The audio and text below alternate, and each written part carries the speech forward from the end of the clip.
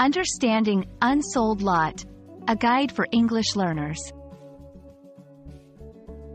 Hello, and welcome to today's lesson. Have you ever come across the phrase, unsold lot, and wondered what it means?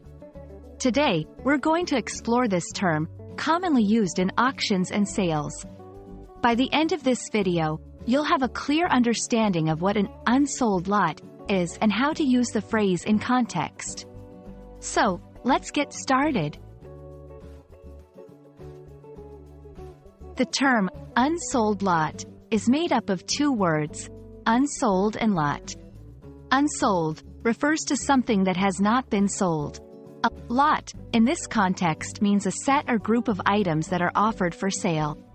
When combined, an unsold lot refers to a set of items that were up for auction or sale but did not get sold.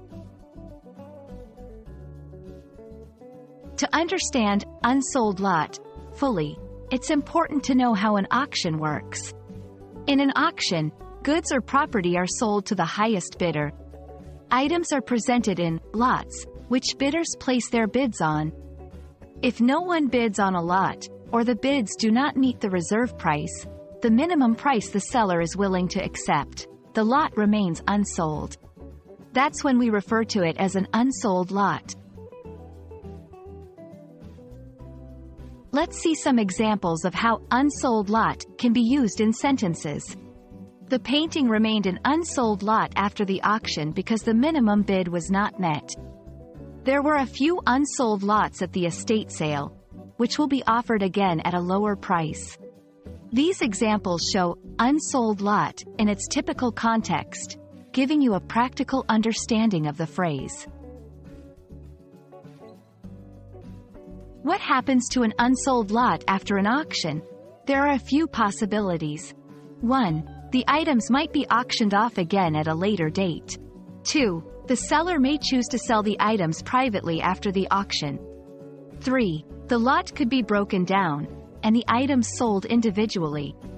Understanding these outcomes helps you grasp the broader implications of the term, unsold lot.